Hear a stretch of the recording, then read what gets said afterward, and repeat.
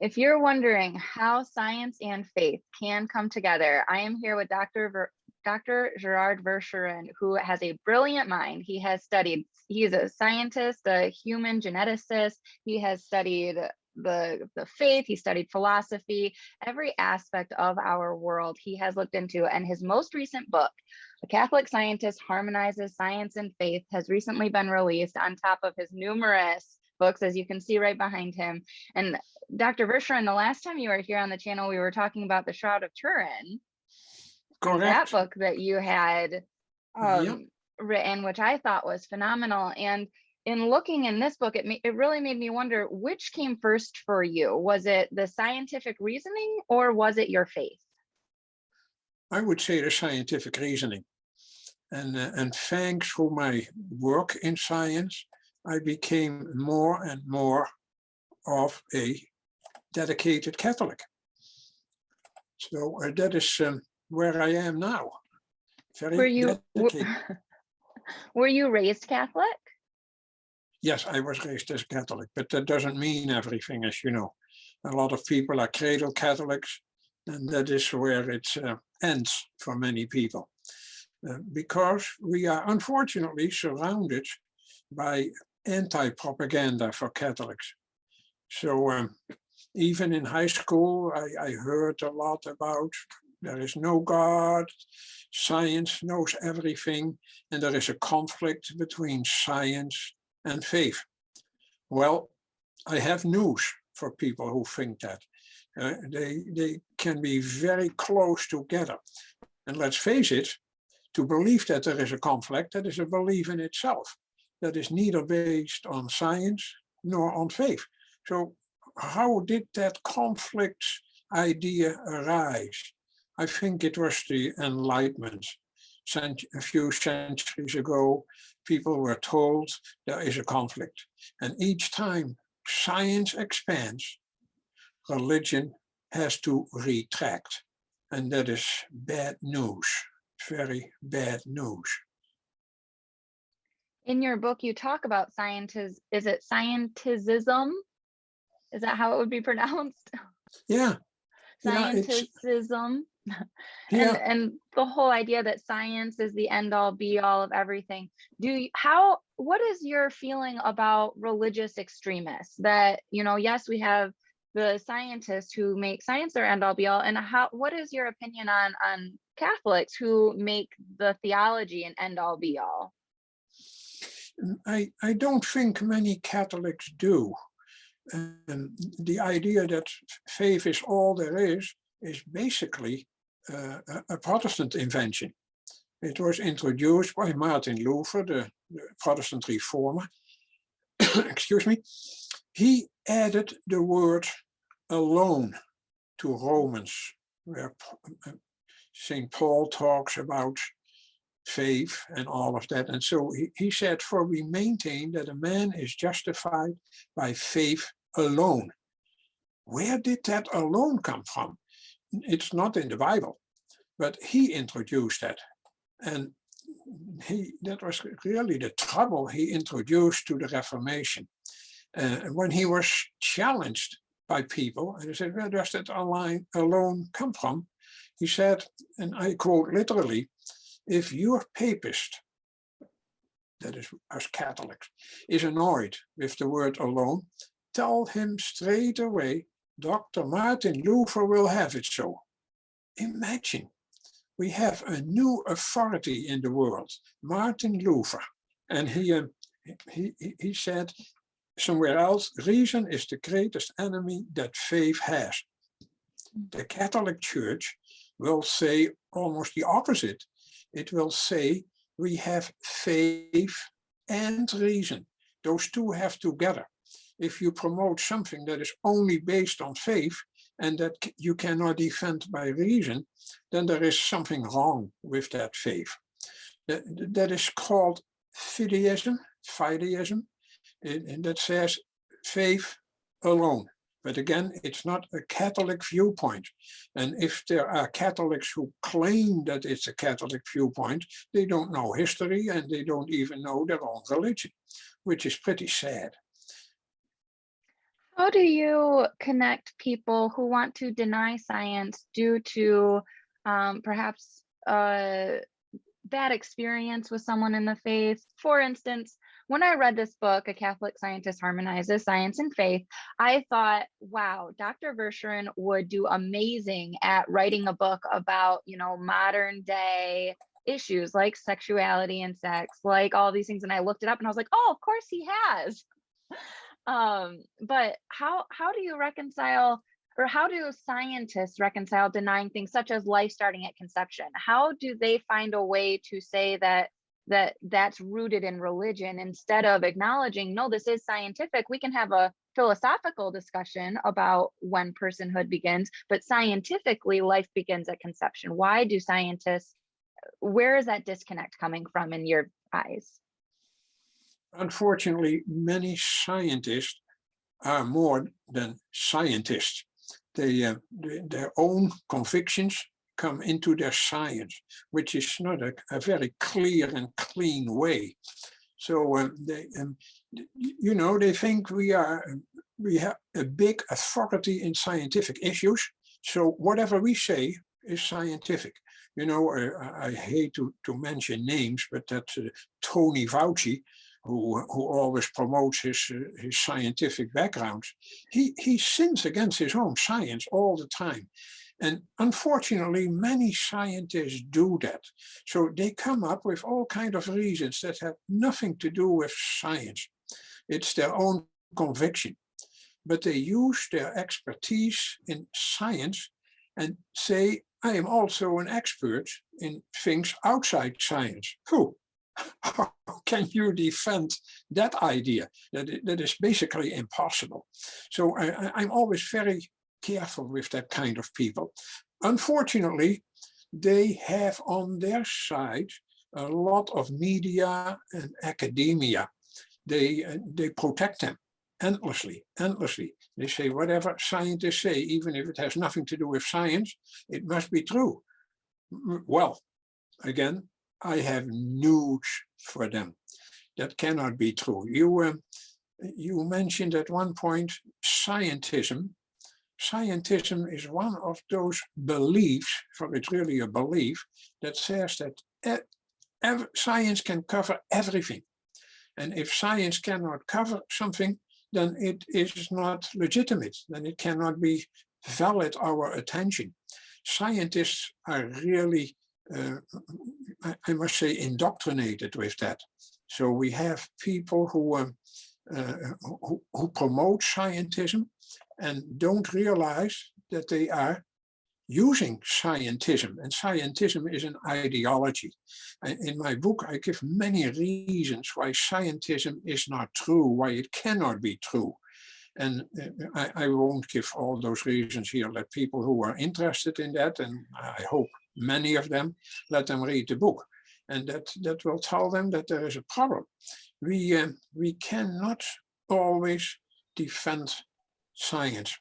And sometimes we have to say science cannot touch this issue. Science cannot say anything about love, for instance. If they call that merely a chemical reaction, then we have a real problem. Then they are stepping outside their territory, and still they claim their scientific authority, which is not a good thing to do, I would say. It steps into materialism. Yes, basically materialism is one of those parts. They say everything is material. What do you base that on? There is no way you can really defend that. If you say that everything in science is material, that's true. Science is about material issues. I cannot deny that. So they are right on that issue. But there is more to life than matter. Science always measures, quantifies, counts, and all of that, because they are dealing with material things. But how can you say that everything is material? Science cannot prove that. It assumes that there is material stuff in this world. And it limits its authority to material things. But faith is a non-material entity. Even our thinking is non-material. I know some scientists will say, oh no, thinking is just a matter of neurons in your brain that are connected in a way. But at the moment you say that, you lose your own truth claim, that you claim that there is only material. So if you claim that, that is something that is either true or false. Well, neurons cannot be true or false. They can be long or thin or short or half dead or whatever you want to call it, but they are not true or false. Thoughts are true or false. I know this is very heavy stuff, but I hope I'm not tiring you and your audience. Philosophy. I feel as though philosophy in and of itself is an ongoing conversation. It doesn't have a finite endpoint. You look at the trolley problem. Once and it's all about, where is your philosophy? What is your motivation? Intentions end up playing into the outcomes, which in and of itself is a philosophy, whether or not intentions or free will is real. And I feel like it's just so ongoing. And it almost seems that science as well is continually shifting and changing in the way that research is collected, that variables are established and controlled, observational studies shifting to different ways. How do you see that? Because I remember you mentioning, even physics not being the end all be all. Even physics cannot be the end all be all in science. And how do you see science shifting through the years as you're 76, correct? Mm-hmm. As a 76-year-old scientist, a lot of wisdom gathered up. How do you see science having shifted throughout the years in your expertise? Yeah, science is never final. Let's face that. If you look in the history of scientific discoveries, they keep changing things. At one point, I always like to tell that in physics, the big revolution in physics was quantum physics. And that revolution was introduced by Max Planck. Max Planck was a famous physicist. And imagine to hear this: when he wanted to study physics, people told him, oh, physics is it's finished, it's all done. We had Newton, and Newton physics was basically the end that they could think of, until quantum physics came into the world. So that was quite a revolution. And we have many other revolutions. The DNA discovery was quite a big discovery, but it couldn't start before 1953, when they finally came up with a model for DNA. Before that time, all we knew was about genes. And well, genes turned out to be much more complicated than even Gregor Mendel, that we usually call the father of genetics, could ever imagine. Because science keeps progressing, and then it finds out that the ideas it had until a certain time were not really true or not good enough. They were only partially true. So somehow they had to revise their theories, and we keep doing that. So nowadays, when you look at genes, oh my gosh, that is a very complicated world. I have actually I'm retired now as a geneticist, so I have basically given up to follow up on that completely. For it goes so fast, and it keeps changing and changing. First we thought that a gene, all it did was making proteins, and now it turns out that there are many genes that do not make just proteins, but they regulate other genes how to make proteins. So there is a very complex situation with that. And when you talk about very serious diseases like cancer, that is usually a problem with those regulation processes around the genes. So that's a new discovery. And nowadays, you mentioned it at one point, when scientists say, oh, life doesn't start until the child is born, or wherever they want to put the limit. it is very obvious that we are born with DNA that makes us either a man or a woman. And that is already determined at the moment of conception. But those scientists have also their own ideologies. And they want to say, no, that is not true. We are fighting now for that truth, that the beginning of life is at conception. And you cannot make any different limits and say, no, it really starts when the unborn baby can live on its own, and until such time there is no unborn human being yet. Of course there is. And it's even determined what its sex is, not its gender. I'm not using that word, but it's sex. So scientists claim that they know that even. But how can they make that claim? Science can never give its own assumptions. I explained in the book a lot about assumptions. Scientists need to uphold certain assumptions, and science cannot provide them itself. Yet scientists cannot do their work without those assumptions. Let me just give you a few of them. There is an objectively real world around us. At the moment we deny that, then science would not be possible. Then they have to assume that there is order in this world, so that things don't happen haphazardly. When the sun comes up in the morning, you can bank on it, it will come up tomorrow too.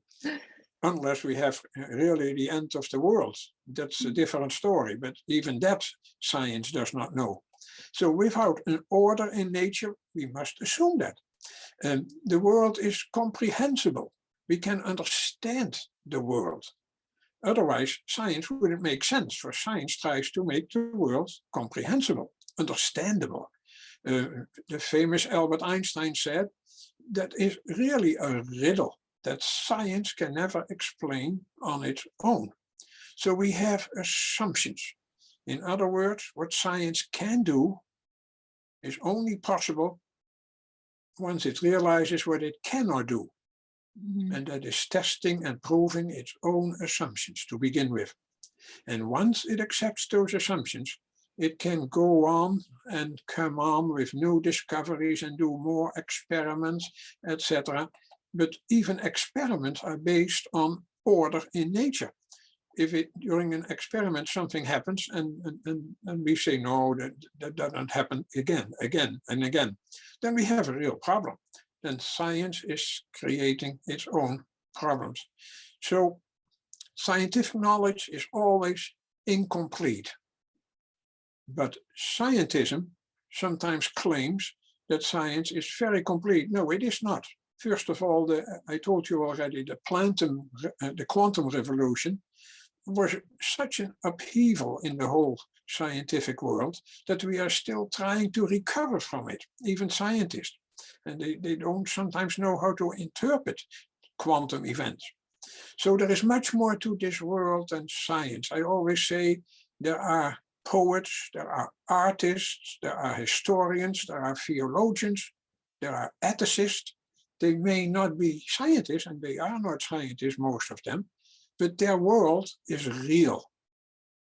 We cannot ignore what ethicists say or what theologians say or historians, and certainly not with scientific arguments, for science cannot touch what poets, artists, and historians say about the world. So there was a long story, isn't it? Oh, no, it's good though. It's very good.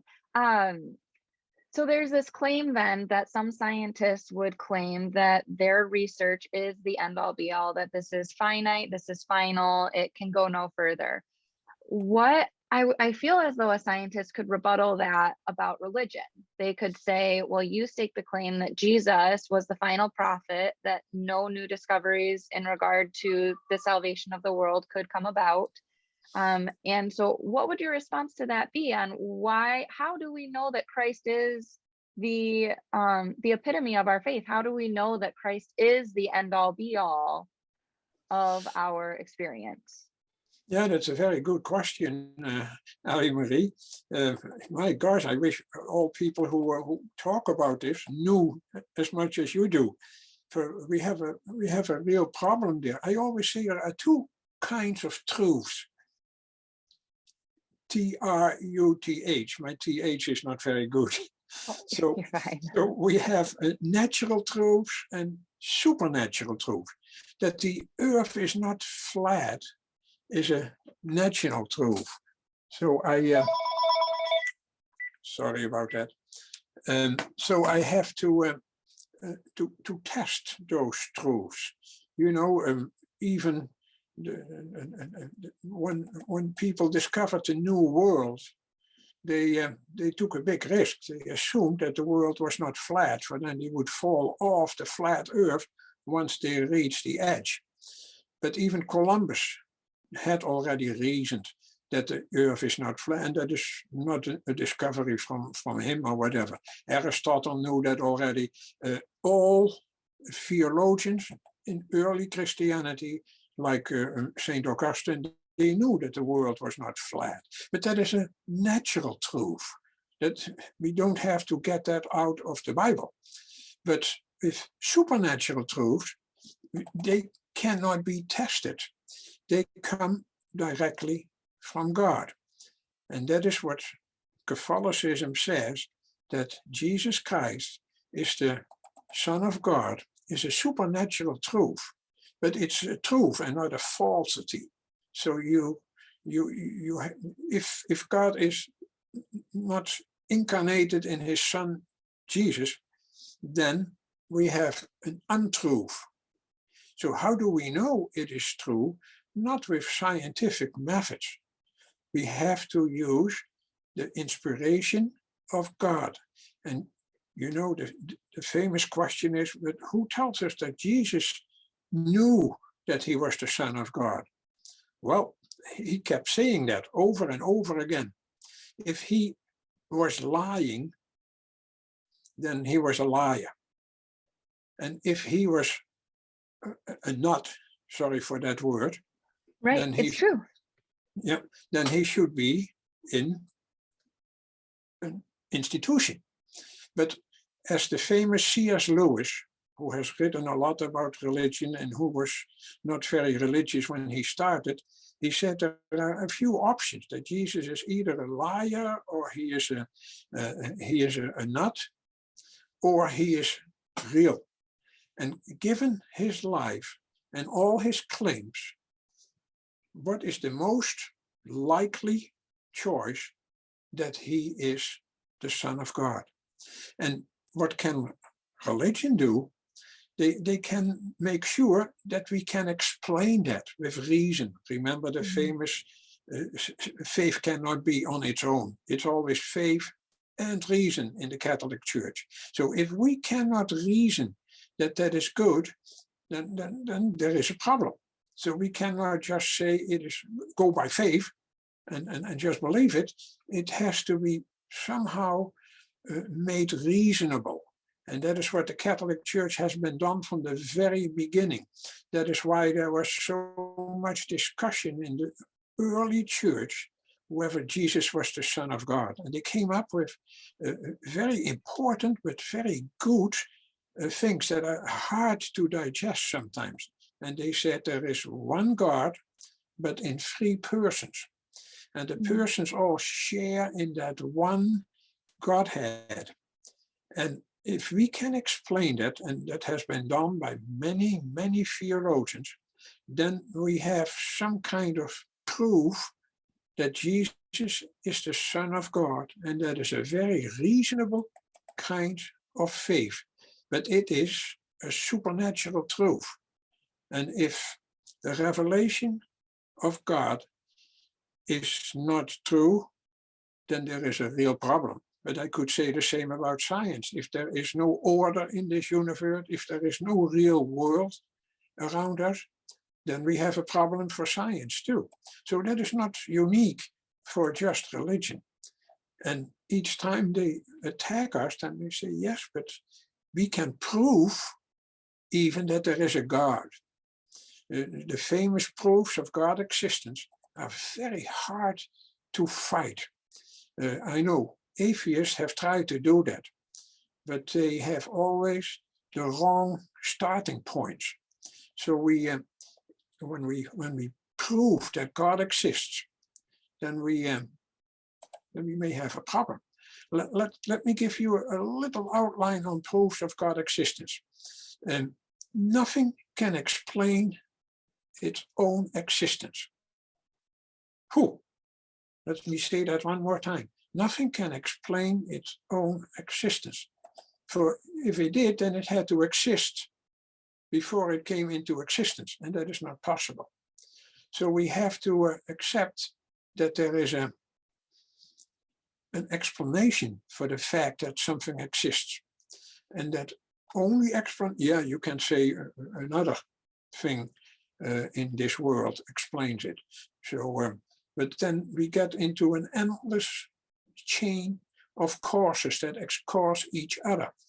Eventually, there is only one explanation, there is only one cause of all the causes in this world, and that is the first cause or the primary cause, as even Aristotle assumed. Aristotle was not a Christian, of course. And St. Thomas Aquinas took that argument on. So I explained in another book that is a very, very important kind of argument for the existence of God. And because there is a God, there can also be supernatural truth. And then we are back in faith. And faith goes with reason. And without reason, faith has no foot to stand on. Sorry, Martin Luther, Protestant reformer. Without faith and reason, faith is useless. Sorry. So, in the scientific community, have you received pushback for holding this traditional philosophy? How common or not common are you seeing it in the scientific community? How much of an outlier are you? Are you calling me an outlier? I'm asking, are you an outlier? No, I'm not. No, I always say there are so many scientists who are very religious or even Catholic. And I showed in my book a few from the past. There is a big organization of Catholic scientists. It has, I think at this moment, 700 members just in the United States. So you cannot say that scientists are always anti-religion. That's not true. And if they are anti-religion, then I will always question them. How can you be anti-religion? Because that does not follow from your science. So how do you come to that belief? If you say, yeah, that's because most people believe it, that's not a very strong argument. It's either true or it's not true. So I'm not an outlier in that sense, but I must say, unfortunately, the anti-religious scientists are getting a good press, and they get the very liberal media behind them, and they promote them. So it almost sounds like there is no one defending religion. Well, I am one of them, and there are many who do the same. But it's something that is very hard to digest. Like we don't hear certain things on CNN or MSNBC. That doesn't mean that news does not exist. They just select it and they deselect it.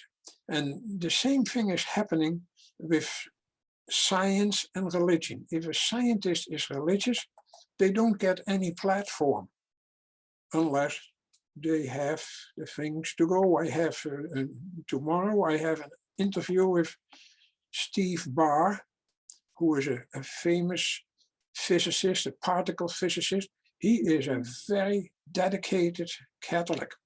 And there are so many more. I have so many. I'm a member of Catholic scientists in the United States. So there are so many more. And I see, oh, he too, she too. They are all religious scientists. And in this case, Catholic scientists. I'm not even talking about Protestant ones. That will make the group even larger and larger. So I'm definitely not an outlier. but I am not the average scientist. Let me put it that way. I'm not the average one, but I'm very, I'm not trying to defend myself, but I am very active in writing books to defend my view on science and religion. And I'm showing all the time that there is no conflict between the two, but that takes much more time than we have right now. For it's getting close to 10:30. Yeah, I would say, I don't remember which materialist had said it, but the whole idea of might makes right. That's what comes to mind for me when you talk about the loudness of the voices. Oh, yeah. Might makes right. Like if we're loud, then this is what's true and this is what the majority feels. And so it does seem that a Catholic scientist would be an outlier, even if that isn't true. No, it's again, who has the biggest megaphone? Right. And as I said, many atheists, like I think of Dawkins, he's a biologist. I think of, I can't find his name right now, but the man who was a paraplegic and he was a physicist. Can you help me with that name? Hawking. Oh, that's who I thought you had just said. I'm sorry. Yes. Yeah, yep, Stephen Hawking. Hawking is the physicist and Dawkins is the biologist. Right. They wrote so many books and they have been promoted so easily, while the religious ones have to fight very hard to get their books, first of all, published, and secondly, to get them promoted. So I call them very militant atheist, brainwashed atheist, close-minded atheist. And I spoke about them in the book we are talking about, that there are so many kind of atheists. And I try to show in my book that all those atheists have a problem. They have a real problem. But okay, that is another chapter. Yeah, so Dr. Gerard Verschuuren, with his new book, A Catholic Scientist Harmonizes Science and Faith, I do believe you are leaving an amazing legacy with writing all of your books. I commend you on that. I know it takes a lot of willpower and brain power to get it all on paper. So congratulations for completing yet another accomplishment. And I wish you well in the continuation of your retirement. Thank you so much, Ellie Marie, for your great interview. And please keep doing what you are doing too. Thank you. Yeah, it's an uphill battle. Yeah, I know. But thank you again. Okay, And, take care. And God Thank bless you. God bless you. You too.